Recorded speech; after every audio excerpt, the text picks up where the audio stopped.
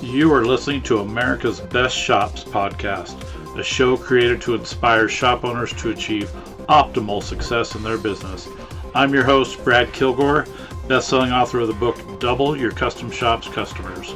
I'm also the founder of Custom Shops Marketing, a leading digital marketing agency that works specifically with automotive, RV, and motorcycle shops. On each episode, I sit down with industry leaders to talk about their processes, lessons they've learned, and how to find success in the industry.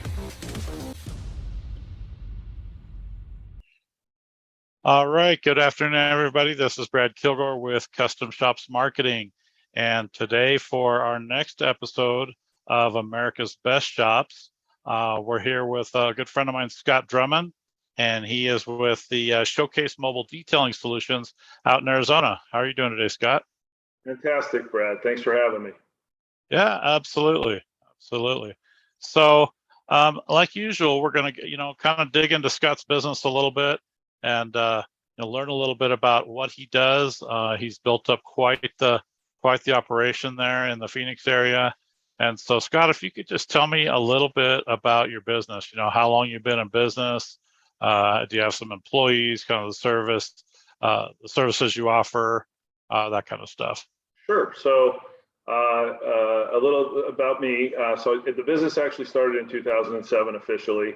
From Connecticut, and growing up as a kid, my dad was an outside sales rep, and he had a company car, and he was out in the driveway polishing his car with a can of turtle wax, and he showed me how to do that. And I was 10 years old, and I was like, wow, this is fantastic. Can I do this to my bike and stuff? He's like, dude, anything metal painted you want to polish, you can polish. So then I had the most polished wax bike in the neighborhood. And then I went off to high school, obviously, and summer break, I put flyers in my neighbors' mailboxes saying, hey, I'll bring your car over to my parents' house and I'll detail it for like 25 bucks. And then in college, I went around to dealerships with a buffer, and for 100 bucks, I said I'd do details for you.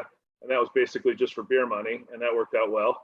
And then I got my college degree, moved out here. I worked in the legal industry. I'm a sales guy. I worked at FedEx for 10 years in New York. And so I love detailing cars, and I've always wanted to own my own business. So it worked out where me and my brother-in-law decided to open up a mobile detailing business here in 2007. And so I was the workhorse. He was basically the money guy. And I just went out with my truck, and I had a trailer that was logoed up, brought water, electricity to the customer, and I'd just go out and sell. I went to, customized shops. I'd go to dealerships. And I did started on Craigslist for online, and that was working out well. And so it was just me, a truck, and a trailer out of the house. And then I slowly grew it to we've got 3 mobile units that go out every day now, and we have a shop in Gilbert, Arizona. So we service pretty much all of Phoenix.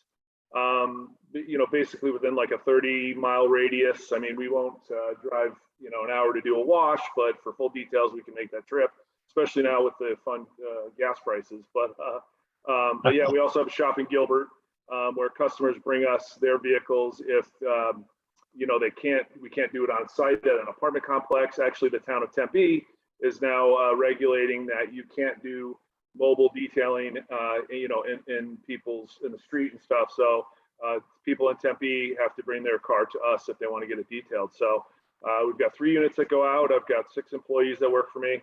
I got an awesome team right now. That's the tough part, is trying to find. The first tough part was trying to relinquish the business over to having people work for you, because that was a tough hurdle. Because I had my customers, hey, I want you to come do it. And that tough part was, well, I'm trying to grow my business, and if I'm on a truck all day, you're not growing your business. Right. 3 trucks that go out every day, and a shop in Gilbert since 2007. And I think it just slowly grew. I picked up an account where I needed another truck, and then I needed another employee. And I want to get to 4 trucks. That's my goal. So, and we can talk about that later, I guess, as far as the marketing and stuff. But my goal is probably 4 trucks, and then just probably keep it at that and see how it goes. That's awesome. That's incredible, because you started out, young, learning a trade, learning a skill, and then were able to turn that into something you were passionate about and turn it into a business. So Yes, that's kick-ass. absolutely. Yeah, my dad, I don't know what stuck with me, but when he showed me how to polish, I just was like, wow, this is awesome. And it just stuck with me. Yeah, absolutely. So you mentioned you pretty much do the Phoenix area, which is a large area for sure. Yeah. And obviously you're not going to drive, across town, an hour to do a wash. But what would you say is kind of like your ideal customer? Like, is it full detail? Are you doing anything Well, I special? mean, yeah, I'm not going to lie. I wish every customer was a full detail, obviously, because there's more money to be made. And, but we do have regular wash customers that we go weekly, bi-weekly, monthly. Um, but they're also, I like them as well, because when it does kind of slow down, we do have peaks and valleys in this industry. And when it's, a little slow, at least we've got those wash customers to fall back on. I've had to raise my pricing throughout the years due to, all the increase in supply costs and labor. And I'd say like 90% of them, because they do like the service, not having to go sit and wait at a car wash and just get, horrible service there. They like the convenience of it.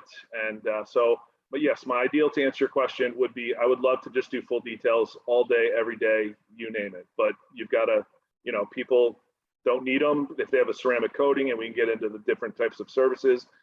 You don't need a full detail if you've got a ceramic coating under your paint. Yeah, full detail, I would love that every day. Okay. And do you guys offer ceramic coating, paint We do. correction, that kind of stuff as well? Yeah, we there's a million products out there. People are on TikTok trying to sell stuff. I particularly have chosen Simonized diamond plate. A lot of ceramic coatings don't have a warranty. Some do. Simonized does. Comes with a 2-year warranty. What that prevents or helps customers, if say if a bird was to poop on your hood and etch the clear coat, and you have the ceramic coating within that 2-year time frame, Simonized would fix it, whether it's re-clear coating the paint, me coming out, wet sanding it, what have you. But Simonized is who I've chosen because they've been in the industry, I think, since like early 1900s. And also they're based out of Connecticut, and that's where I'm from. So that's why I chose Simonized. Okay. And so for anybody listening, that's a big bonus deal right there. If a bird craps on your car, don't leave it on there. Get it off as quick as you can, right? Oh yeah, even if you don't have a ceramic coating, yeah. Even just a water and paper towel just to get it off, because especially out here in the hot summer sun, once it bakes in, it'll etch your clear coat, and washing it doesn't fix it, and waxing it and buffing it sometimes doesn't either. So bugs too. If you go on a road trip, everybody takes road trips to San Diego, up north to Flagstaff to get out of the heat. When you come home after all those bugs, go get it washed, get it cleaned off, because the acid inside of an insect will etch your clear coat. Wow. Okay. Yeah. I learned something new too, because there you go. I've washed mine lots of times, running it through the car washes or whatever, but some of the bugs don't come off. You know, and they're probably etched in there now. Yeah, usually most car washes, except for like they're popping up all over here. They're very popular here in Arizona. It's the do-it-yourselfer. You pay either one time or a monthly fee. You can go through the tunnel, and then you pull around and you vacuum and wipe down and blow out your own car.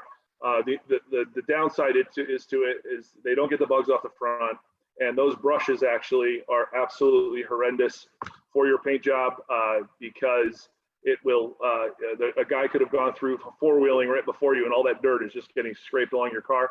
So if you do go to a car wash, if you have that, that's fine. But if there's one where you pull up and you get a ticket, get the hand wash. Don't go through the tunnel. Okay. Yeah. Okay. Another good word of advice. All right. Well, let's talk about the marketing mix a little bit, Scott. Sure. Have you since 2007, before we get into the internet marketing part, have you done much networking, whether that's Chamber of Commerce, BNI, that type of thing? I belong to the Chamber of Commerce, and I have been invited back when I first started to, like the breakfasts where you sit down with a bunch of business owners. And no offense to those meetings, it doesn't, for the amount of time I put in, it didn't generate that much business for me. My experience is word of mouth through customers.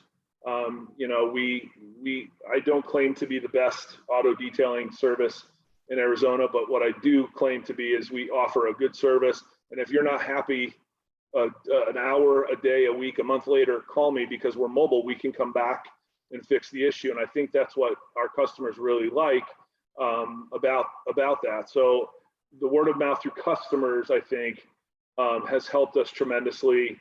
When I started back in, like, it was a rainy day in 2010 and it was spring training, we get a lot of baseball teams here. And I was just like, man, I wonder if I called one of the local stadiums to see if they need a mobile detailer. I didn't think anything would come of it. So I called the Anaheim Angels front office in California and just said, I talked to some guy. I'm like, hey, I'm a detailer out here in Phoenix. Don't know if your guys need it. And he's like, kind of like, yeah, I'll take your number. Never expected a phone call.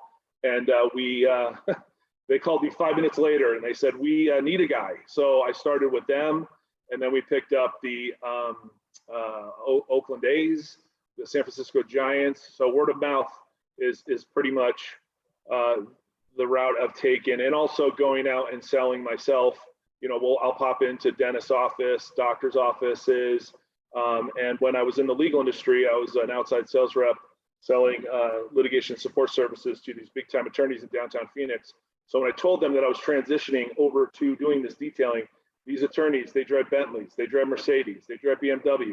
They don't have time to go to the car wash, nor do they want their car going through the car wash. So when I first started, I had a nice book of business with these attorneys, and their word of mouth also helped me. So basically word of mouth with customers.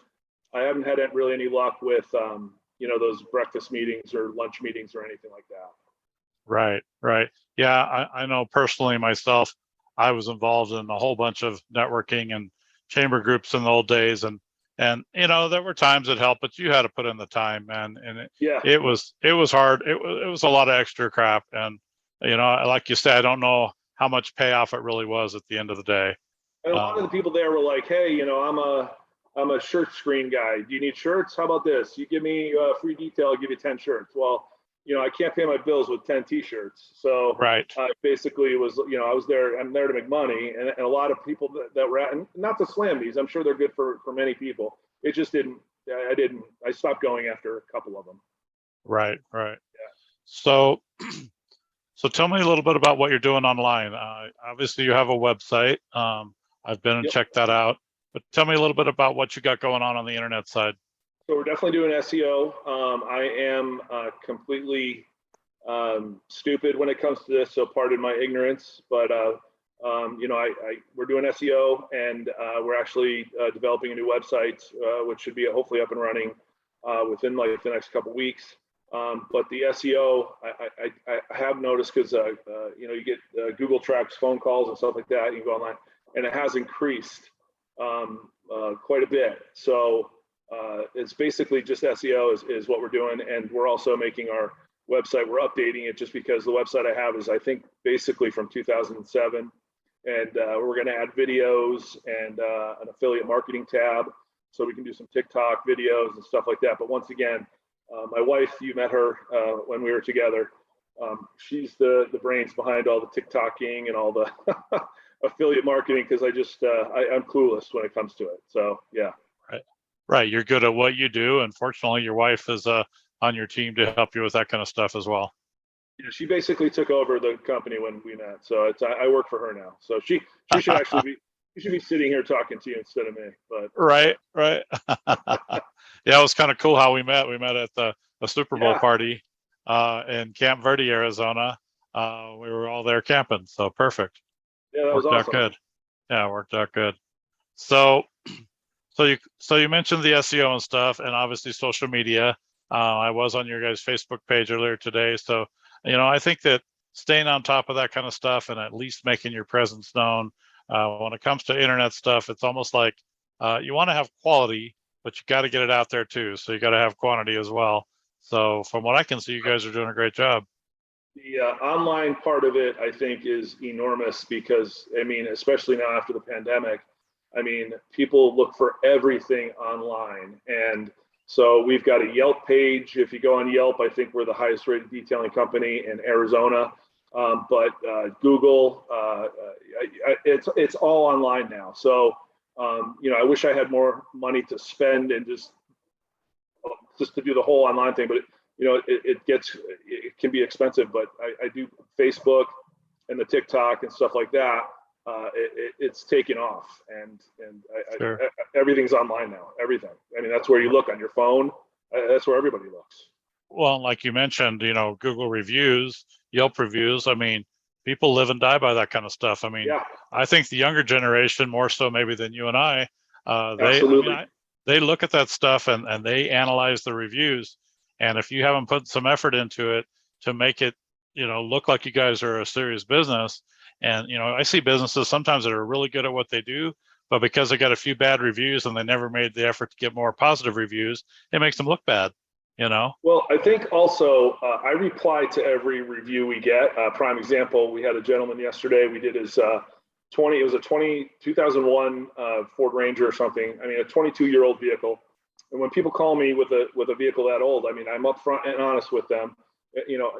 Your car is 21 years old, and your expectation is we're going to steam clean it. We're going to do our best, but I can't guarantee stains are going to come out, and especially if it's not been a well-kept vehicle. I didn't see it, but my team had called me and said, it's really bad. We explained to him again, and so he immediately texted me when they're done, and he was like, for $200, I don't think it was worth it. So I called him immediately, and like I told you, I tell all of my customers, if there's something we missed, we will come back right now. We'll come back after an appointment. We'll come back and fix it. And he's like, no, that's not necessary. And I said, okay. And then sure enough, because I'm all over these reviews, and he wrote a 1-star review saying it was the worst service he had ever gotten. And I replied very nicely that, hey, we did our best, but your car was definitely, unkept and not in a good, because you kind of have to stick up for yourself when it comes to these reviews. But I guess my suggestion or advice to other business owners is you live and die by these reviews, and whether they're good or bad, you have to reply to every single one. Good ones, hey, thank you for the kind words, thank you for the great review, have a nice weekend. And even the bad ones, and because you just have to kind of stick up for yourself, because you just don't want people to read that one bad review and be like, oh my gosh, these guys sound horrendous. But if they see my reply, oh well, there's always two sides to every story. And that, in this guy's case, that was the situation. And I've had also people write like a 2-star, 1-star review, and then they go back and you can revise it. And they're like, hey, after my bad review, I talked to Scott, they came back and fixed it, 5-star review. So Yelp and Google, they can be such a pain in the butt, but you can't ignore them. You got to do it. Yeah. You have to do it. Yeah, you have to review, you have to keep it real. And you're just going to get the jackasses once in a while that no matter what you do, you just can't please them, and you just have to, do your best and move on after that, Yeah. I mean, I definitely lose sleep over bad reviews because it just stinks. But and I do talk to people at Yelp because they try to always sell me advertising and stuff like that. But if you just have 1 million 5-star reviews, people start to get sketchy. Like, this guy can't be that good. So they've always told me, like, don't worry about the bad reviews, because you gotta get good ones and bad ones to look like a real business. And so that kind of helps me sleep a little bit better. But yeah. 100% true story. Yeah. I mean, any type of business that's out there hustling is going to get a negative once in a while. That's just how it goes. Absolutely. So you mentioned word of mouth and that type of thing in your customer base. Have you done anything to kind of communicate with your customers, your previous customers, offering them special offers or anything to come back or anything like that? So electronically, after somebody uses us, I don't have something in place where like, hey, thank you for your patronage, use this coupon, 25% off, or, as far as like reaching out to customers, because I am just so busy running around, going to get supplies and stuff like that. And the other thing is, like, you were asking me about, like, just going forward and asking for reviews. I'm a little leery to do that for everybody, just because, like you just said, it's hard to please everybody. And I'd rather them reach out to me first and go, hey, you guys stink. And I can say, well, let me fix it, before they just automatically, like this guy yesterday, I'm going to go online and slam these guys. And I don't know what the purpose of, because I've gone into places, and I'm a small business owner, where I've received horrible service and the food was horrible or something. I don't write a 1-star review, because the goal, I think, with some people is trying to put small business owners out of business. Like, that's my paycheck. So think before you write the 1-star review. If I told the guy, hey man, go pound sand, you know, that's tough luck. But the way I handled it, and you're still going to go get me a 1-star review. And I've actually had people where they're like, they came out and fixed it. I'm still not happy. I will give you all your money back. It's not worth it to me to keep your $300, your $500, your $70 watt. It's not worth it. If you're not happy, I will give you your money back, as long as you're being realistic about, you know, the situation. Like this guy's car yesterday, he could have given me $1 million and we could have worked on it for a year. It's not, it needs to be reupholstered. There's more issues going on there. So, but yeah, so as far as reaching out to customers, you know, I will every once in a while, but it's not like a daily thing that I do, just because I'm too busy to do that. I would love to hire like a secretary, but being a small business owner, as you know, you're the secretary, you're the garbage man, you're the guy that goes to get the supplies, you're the guy that goes on site and fixes a pressure washer or something that's broken. I'd love to be able to afford to hire somebody to do that, but obviously my pricing would go up, and I wouldn't. My pricing would be competitive. Right. Makes sense. Okay. So, kind of wrapping it up, what would you say to the owner of a business like yours that's really trying to get their company to the next level? I know you touched on some of this, but what advice would you offer to somebody who's really getting started in the detail business? So I would highly recommend, obviously, anything online. Yelp, you can do a Yelp page for free. Just know that when you do, you're going to get 1 million phone calls from Yelp, and they're going to ask you, hey, you know, we'll put you on the front page. And my argument with Yelp all the time is, well, if I'm the highest rated guy, shouldn't I automatically pop up anyway? Oh, yeah, but we'll put you like at the, and so anything online that you can do without spending a lot of money. Facebook ads, I've done those Facebook ads. I've had like a scale of 1 to 10, I'll give it a 5, like, you know, okay there. But as much as you can do online, websites to advertise, you know, just getting started, because you don't have much money to spend. So, and then also get creative. I learned this from the legal industry, but you know, call on offices, doctors and lawyers. And what I would do is in the legal office, the legal industry, bake cookies and put them like in it. Well, maybe now because of the whole Corona thing, or maybe give out candy and staple your business card to the candy, because the gatekeeper is the lady, or not the lady, the person at the front desk is the gatekeeper, and you want to talk to all the lawyers in the back. So if you give that person something sweet or something, whatever, and your card, they're going to, wow, what a nice guy, you know? So your feet have to hit the pavement, and you got to go out and drive around and do actual sales calls and look presentable, obviously, have a nice logoed shirt on or something, you know, and that. So it's both online, I think is huge, more than, you know, hitting the streets, hitting the pavement, but you got to be able to do both. And then when I was slow, I would go, like one Christmas, I got kicked out of a mall parking lot. Cause I had a generator, I put Christmas lights all over my trailer, and I was washing my vehicle as people were Christmas shopping. And so they're pulling in and they see my logo. I have a spotlight on it. I got Christmas music jamming, and I'm washing my car. But unfortunately, the security guards came and kicked me out, because I guess I'm not supposed to do that. So, but you just have to be creative, and, you know, I think out of the box. And you know, once again, TikTok is absolutely taking off. Everything is like TikTok. So if you can do TikTok videos and just show people a little snippet of what you do, cleaning a rim or something, or polishing a fender real quick. So yeah, online's huge now. So online and a little bit of hitting the pavement. Right. Well, it's making me hungry thinking about cookies. So yeah, sorry. I don't think you are. So if somebody needed to contact Showcase, how would they do that, Scott? Sure. My phone number is 480-200-4506. That is a cell phone. You can text me. My website is showcasemobiledetailing.com, one word.